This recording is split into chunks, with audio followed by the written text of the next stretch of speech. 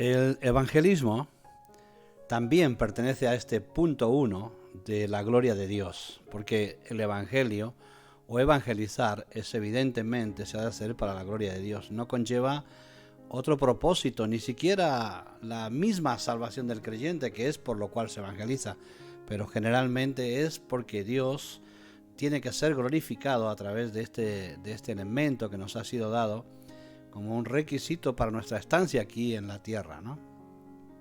Y es una actividad que generalmente se pone en primer lugar, como si el principal quehacer de la Iglesia fuera la salvación de las almas. Esto lo quiero explicar bien porque se puede malinterpretar. La principal causa por la cual nosotros vivimos es para la gloria de Dios, y el evangelismo no es lo esencial o lo primordial.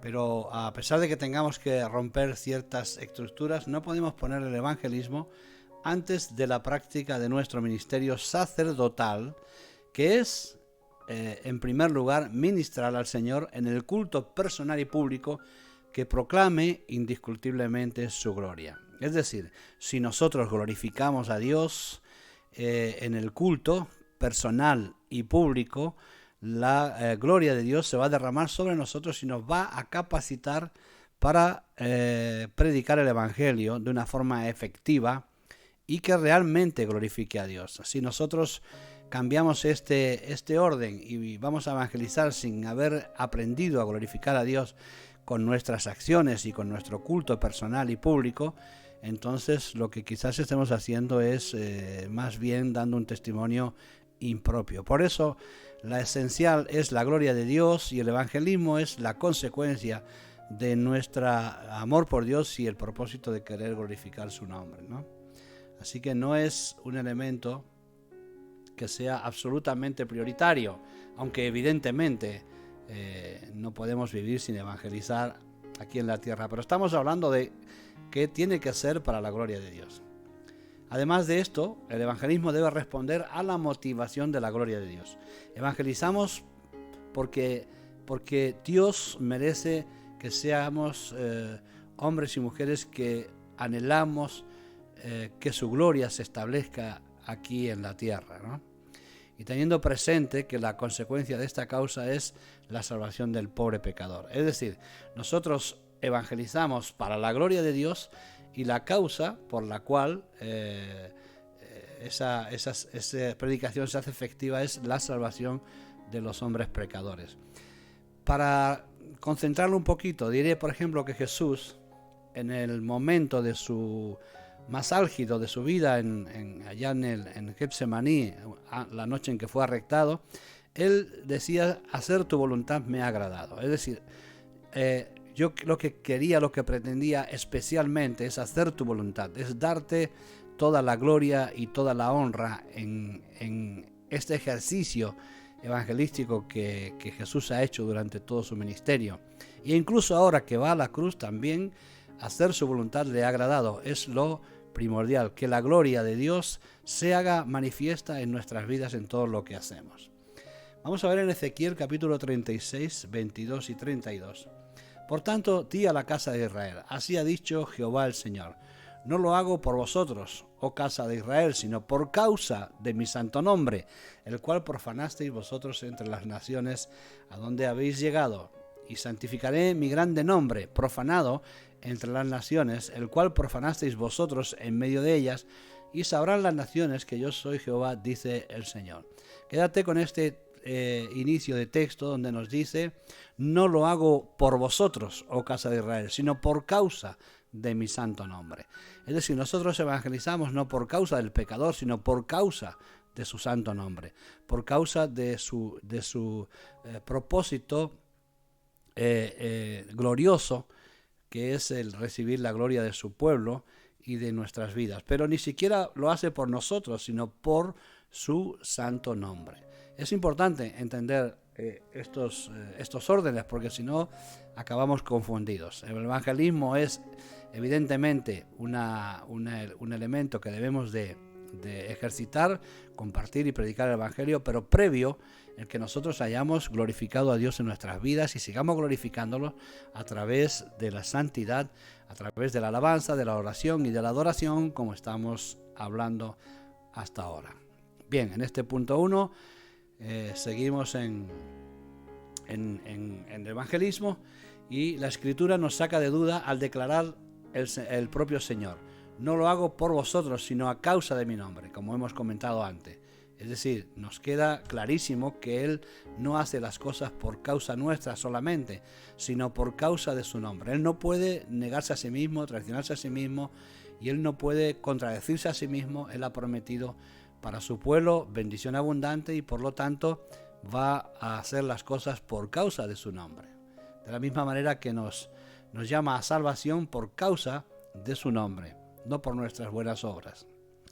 Sin querer ser reiterativos, nos remitimos nuevamente a Isaías 43, porque por si fuera poco. El Salmo 23 dice: me guiará por sendas de justicia por amor de su nombre. No por amor nuestro, sino por amor de su nombre.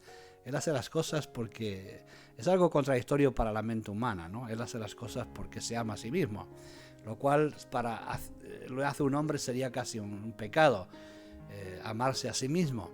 Pero en el caso de Dios, pues es absolutamente soberano, y por lo tanto casi todo lo que hace en la Escritura lo hace por causa de su nombre.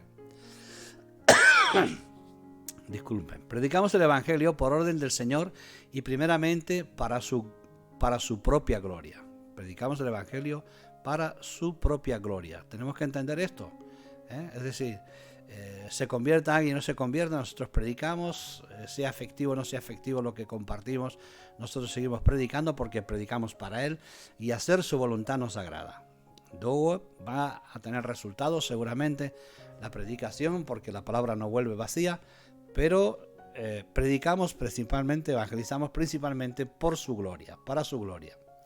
En segundo lugar, las almas se salvan a causa de esta predicación. Y esto no es disminuir el amor hacia nuestros semejantes, es decir, nosotros amamos a Dios, no a los semejantes, pero como amamos a Dios, pues por supuesto por rebote amamos también a nuestros semejantes. No quisiera complicarlo, pero creo que se entiende. No disminuimos el amor de Dios porque pongamos a Dios primero, al contrario, Dios exige que Él sea el primero, y nosotros lo que hacemos es eso, ponerlo a Él primero para Él la gloria, y luego las almas se salvan. Sino que es intentar quitar el humanismo que se ha infiltrado en algunos sermones evangelísticos. Predicamos por amor del nombre de Dios, porque queremos amar al hombre, no con nuestro amor, sino con el amor de Dios. Es decir, cuando Jesús está evangelizando y compartiendo el mensaje del Evangelio, lo hace por amor al nombre de Jesús. Hacer tu voluntad me ha agradado. Él no dice salvar a la gente y servirlos me ha agradado, sino hacer tu voluntad me ha agradado. Eso es darle la gloria a Dios. Y luego, evidentemente, la predicación surge el efecto para el cual se hace y las almas se salvan. Pero queremos sacar esa prioridad evangelística que en muchos casos se está anteponiendo. Predicamos por amor de Dios porque queremos amar al hombre, no con nuestro amor personal, sino con el amor de Dios. Disculpen, voy a parar el móvil para que no haya ningún problema y seguimos.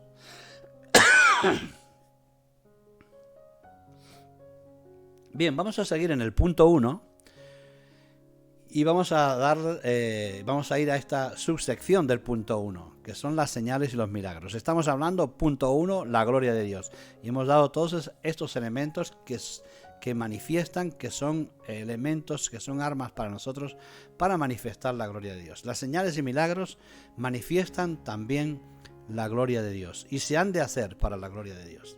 Lo vamos a ver. Los discípulos, en los Hechos 4, 29 al 30, dice: ahora, Señor, mira sus amenazas, están orando, concede a tus siervos que con todo denuedo hablen la palabra, mientras extiendes tu mano para que se hagan sanidades y señales y prodigios mediante el nombre de tu santo Hijo Jesús. Los apóstoles claman por señales, por milagros, para que confirmen la palabra.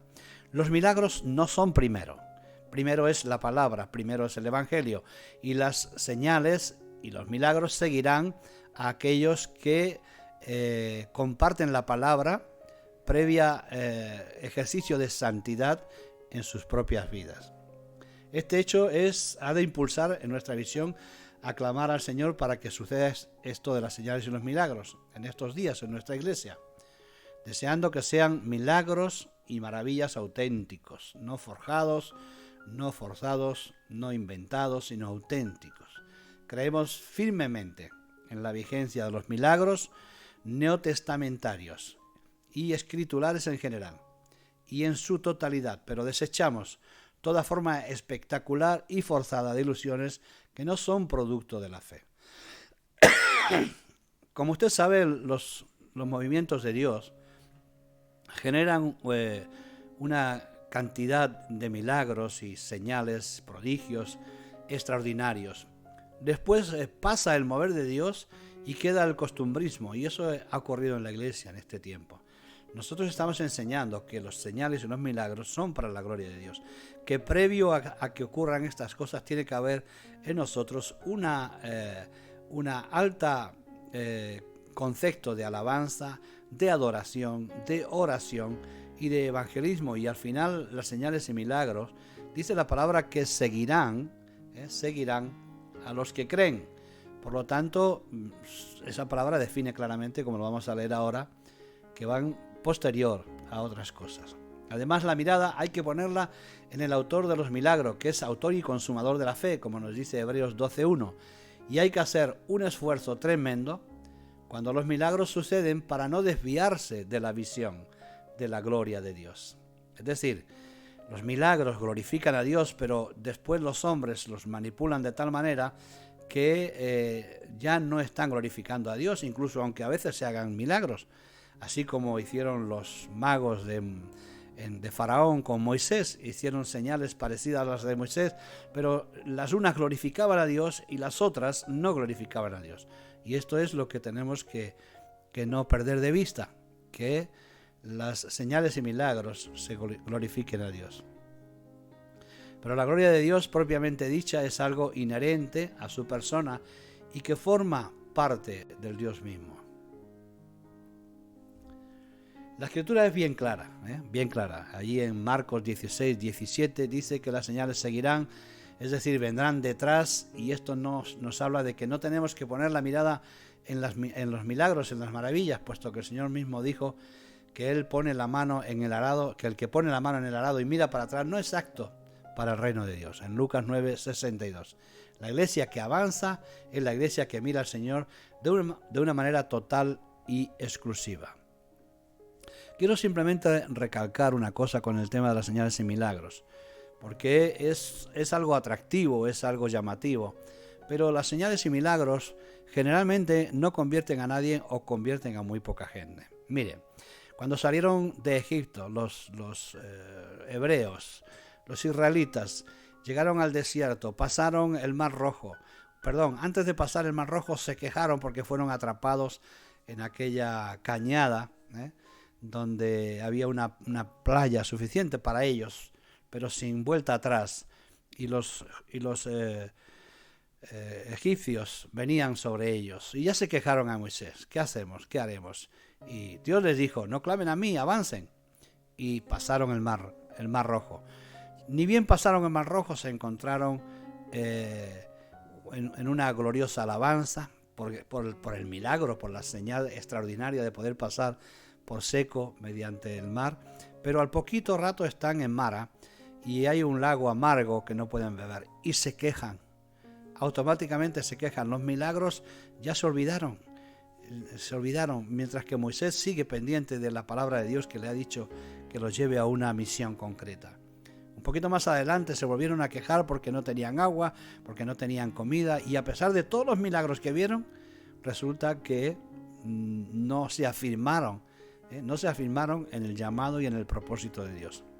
Las señales y milagros siguen, pero son testimonio de hombres y mujeres que glorifican a Dios y que no están fabricando nada especial. Por lo tanto, estamos claro que este punto de señales y milagros van a seguir aquellos que aman al Señor, que santifican sus vidas y que creen en ellas, en las señales y en los milagros, pero posteriores a la gloria de Dios. Bien, hasta aquí vamos a dejar este vídeo, que son otros más o menos 30 minutos, 35 creo. Estoy un poquito resfriado. Y vamos a pasar al punto número 2. Lo dejamos aquí. En el punto número 1 hemos hecho un vídeo con la definición de la identidad, un segundo vídeo con el punto número 1, la gloria de Dios, con sus 5 subpuntos, que son la alabanza, la adoración, la oración, el evangelismo y las señales y milagros, que corresponden a la gloria de Dios en este primer punto. Vamos a continuar con el segundo en el siguiente vídeo, que es el conocimiento de Dios. Os dejo hasta aquí, que el Señor les bendiga, y vamos a terminar cerrando con esa canción que tanto nos gusta para la introducción. Bendiciones y nos vemos en el siguiente vídeo.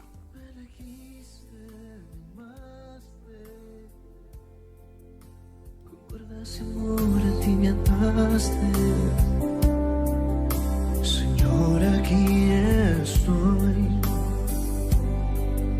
Señor, aquí estoy. Me elegiste, me amaste. Con cuerdas de amor a ti me ataste. Señor, aquí estoy. Señor, aquí estoy.